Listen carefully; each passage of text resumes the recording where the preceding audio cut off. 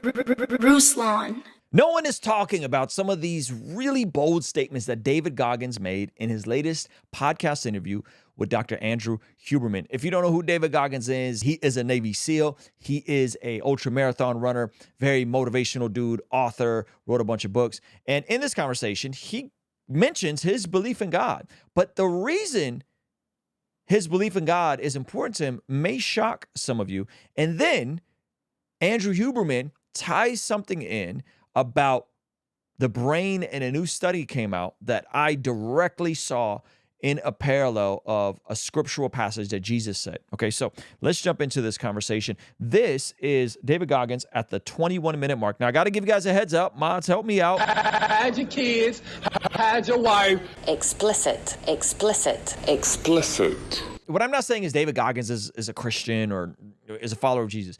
But what I am saying is his profession for why he believes in God is fascinating. And it's often the opposite of what most people say. It's actually a direct response to the biggest opposition many people have to faith in God, which I'll get to in just a minute. So listen to what he says here. The biggest misunderstanding about David Goggins of all time. It's like, whether you believe in God or not, I do. He put this lab rat, which is me, on this planet and said, let me fucking see what a beat up, abused kid who can barely learn, who has a twisted body, messed up genetics, sickle cell, this and that. Let me give him everything that pretty much disqualifies you from the military. But back then, it wasn't estrus. And let's put him in this and see what comes out of it. So to do that, friction. You don't wake up in the morning time and go to the coffee maker. Matter of fact, sometimes you don't even sleep. David Goggins says that the reason he believes in God is because of the crappy hand he's been dealt. ADHD, ADD, he has bad knees, bad legs, all kinds of issues. He was 300 pounds. And the thing that I find really interesting is that what he's kind of getting at, believe it or not, is he's getting at the issue of evil. He's getting at the problem of evil, which is a huge opposition many skeptics, atheists, agnostics have towards the existence of a God. Why would a good God allow for bad things? And David Goggins says, this is the very reason why I believe in God. It's because my life was awful. My life was terrible, yet there was some glimmer of hope. There was some glimmer of light inside of me that allowed me to turn things around in the past 25 years, 26 years, changing the trajectory of his life. And he says that's why he believes in God. And this theme comes up over and over in the conversation. Check out this mind-blowing revelation that Dr. Andrew Huberman makes about a recent study that came out that, in my opinion, directly ties into a passage of Scripture and something Jesus said that I think makes so much sense on why Jesus's ways are good and true and why they're in for our best interest, okay? Hard work looks horrible. It's not motivating. It's not motivating at all. It ain't like Rocky round 14, he gets knocked down and goes like this to Apollo Creed. It looks like a man being stuck in a fucking dungeon and there's no fucking way out. But you have the fucking key. But you refuse to use it. And that's nothing motivating about that. So yes, no documentary on David Goggins. The real life. David Goggins is the documentary. It's already being written. You're it. Right. Yeah. I'm gonna share a little neuroscience tidbit. Love it. But I think it's one that you'll appreciate. Most people don't know this, but there's a brain structure called the anterior mid-cingulate cortex. As we pointed out before, that's a noun, it's a name, it doesn't mean anything. Right. We could call it the Cookie Monster. Right. But what's interesting about this brain area is there are now a lot of data in humans, not some mouse study, showing that when people do something they don't want to do, like add 3 hours of exercise per day or per week, or when people who are trying to diet and lose weight resist eating something. Right.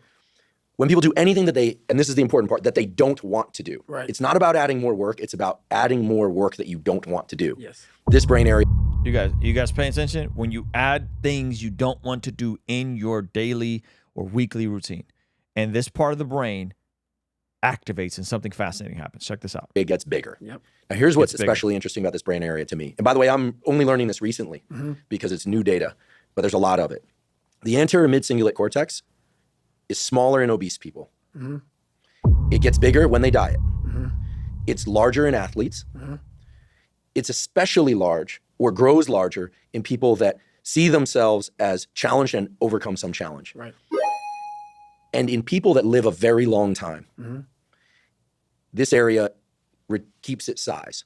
In many ways, scientists are starting to think of the anterior mid-cingulate cortex not just as one of the seats of willpower, Right. but perhaps actually the seat of the will to live. Now we're talking. And when I learned about the anterior mid-cingulate cortex, I was like almost out of my seat. And I've been in the neuroscience game since I was 20. Now we're the we're same talking. age. And I was so pumped because I've heard of the amygdala, fear, prefrontal cortex, it's planning and action.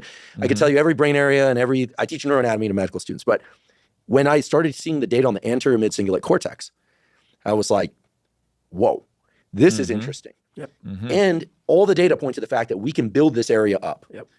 But that as quickly as we build it up, if we don't continue to invest in things that are hard for us, that we don't want to do, that's the part that feels so Goggin-esque to me, that we don't want to do. Like if you love the ice bath, yeah, I love the ice bath, and you go from 1 minute to 10 minutes, guess what? Your anterior mid-cingulate cortex did not grow. None. But if you hate the cold water, if you're afraid of drowning and you get into water and put your head under, then your anterior mid and survive, then the anterior mid-cingulate cortex gets bigger. But if you don't, Isn't that interesting? I'll define it very simply, and I've instilled this into my 9-year-old, and he can recite this to you. He does it. If you do what is easy, your life will be hard. If you do what is hard, your life will be easy. If you instill and intentionally create friction in your life and do things that are hard, that will develop. And as David Goggins would say, it'll help you callous your mind. And the funny thing is they said that in people who are fat, this section of the brain is smaller. In people that are elite level athletes, this section of the brain is bigger. In people who have disadvantages, challenges, disabilities, this section of the brain is bigger because they feel like they've had to overcome something. At a passage of scripture that I think, in my opinion, proves in a way that Christianity is true, because this is something that Jesus has been saying from the genesis of his ministry. Okay, let me play a little bit more of this. do it the next day, or if you do it the next day and you enjoy it, because hey, I did it yesterday, woohoo, happy me, Merry Christmas, as you would say. Merry Christmas. Guess what? The anterior mid-cingulate cortex shrinks again. Yep. To me, this is one of the most important discoveries that neuroscience has ever made, because it's that I don't want to do something, but do it anyway. That's right. That grows this area. And it's almost like I have a friend, he's been sober 30 years from alcohol. And he always says, the amazing thing about addiction is there's a cure. The problem is it only works one day at a time. Yep. And so you have to renew it every day. That's right. Jesus said it this way. Whoever wants to be my disciple must what? Must deny themselves and take up their cross. What is the cross? The cross is a torture instrument. The cross is what they use to execute people. Whoever wants to be my disciple must deny themselves and take up their cross and follow me. And we're finding that this doing hard things is actually a part of your brain that gets developed. For whoever wants to save their life will lose it, but whoever loses their life for me will find it. What good would it be for someone to gain the whole world yet forfeit their soul? Or what can anyone give in exchange for their soul? For the Son of Man is going to come in his Father's glory with his angels, and then he will reward each person according to what they have done. Right? That all of this is about willfully leaning into hard things, denying yourself, picking up your cross, and following Jesus. Nothing's easy about that, right? Here's another interesting passage. This is from 1 John. 1 John 3:16. By this we know love, that he laid down his life for us, and we ought to lay down our lives for who? For the brothers. But if anyone has the world's goods and sees his brother in need, yet closes his heart against him, how does God's love abide in him? Little children, let us not love in word or talk, but in deed and truth. By this we shall know that we are of the truth. Science is now catching up with the Bible. Isn't that interesting? Walking in, following Jesus, denying yourself is the best thing for you. And in that comes the peace. And in that comes the easy yoke, the easy partnership, because God gives us something supernatural. That's how I've lived my entire life. I didn't know anything about that. But people go, man, you have such a strong will. It's something that you build. Like, I never forget, I was on a podcast one time, and this dude goes, you were blessed with a strong mind. Like, the hell are you talking about? I was blessed with a strong mind. That's something that you have to develop. You develop that over years, decades of suffering and going back into the suffer. The only caveat I would add to this in terms of willpower is that I think what they're saying is 100% spot on a macro sense, right? On a macro sense of choosing to live your life countercultural, choosing to live your life the opposite of everybody else, choosing to live your life aligned with the wisdom of God, choosing to live your life and do hard things. And if you do it as hard, your life will be easy. And if you do it as easy, your life will be hard, right? The denial, the delaying gratification, so on and so forth. Now, the only caveat I would add to this is that's on a macro sense.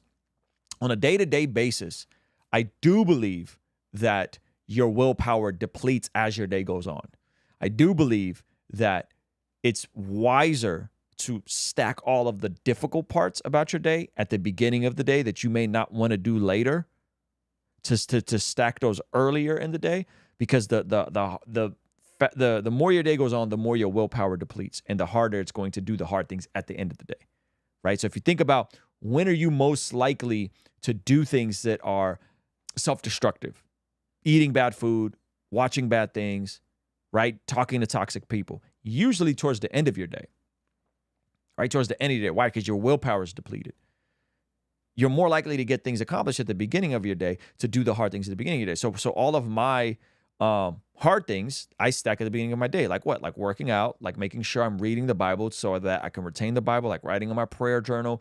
All of those things I put at the beginning of my day. I do those first. Because at the end of the day, my meal prep, what I'm going to eat, the type of food I'm going to have, right? And then I build momentum throughout my day. And then I try to not have a lot of things that I'm trying to do at the end of the night. Because if I'm going to go to the gym when I'm done with my day, I'm less likely to end up at the gym. My willpower is depleted. Now, someone like David Goggins is going to be like, well, just white knuckle it. I would say, yeah, sure, but I'm also going to use wisdom. And if I understand a willpower on a daily basis, and I could replenish my willpower on a daily basis, like doing things like taking a nap, like good sleep, good rest, good food, I'm going to use that to my advantage, right? So anyway, hopefully that's helpful. That's a little easy tidbit for those of you guys that are like, man, I don't know why I'm in this feedback loop. It's probably because you're not doing the hard things at the beginning of your day. You're saving. You want to go to work and deal with a bunch of junk and deal with a terrible boss and deal with annoying coworkers and go to a bunch of meetings, and then you think you're going to get off at 4 p.m. or 5 p.m. and go to the gym and eat a healthy dinner. Like you've resisted and practice self-control for the whole day on not, being nasty or catty at work, or not being mean, or not being aggressive, or whatever. Like you've suppressed so much of those things you don't want to do. It's going to be harder at the end of the day. You know what I mean? So knock those things out first. All right. Anyway, guys, I love you guys. Thank you so much. Prayer journals are no longer on back order. They're shipping out tomorrow or Saturday. So if you want one now, it's still time to get one. We have a shipment coming in. I don't know how long they're going to last. If you guys know, we have been selling out and just trying to play catch up. And so now we have some inventory. So go get your prayer journal now. All right. I'll see you guys later. Peace. We see according to the Bible that prayer is extremely important in terms of us being transformed from the inside out when we get aligned with God's will. For the Christians watching this channel, I want you guys to implement these spiritual disciplines in your day-to-day life. And the only way I've been able to do this consistently is through writing down my prayers in a prayer journal that does a few things. One, it allows me to reflect and come to God humbly and ask Him to move on my behalf. And two, it allows me to document my prayers, which ultimately help me remember the very things that I was praying for and see the hand of God tangibly in my life when He answers them. So I would urge you, consider writing down your prayers. It could be in a blank notebook. It could even be on your phone. Or you could check out the one I personally designed and used for my own quiet time and spiritual discipline that I think will be a huge blessing. It's the exact structure and system that I've used for years to pray and be more consistent in my spiritual disciplines. You can pick yours up today by clicking the link in the pinned comment below. All right, I'll see you over there. Peace.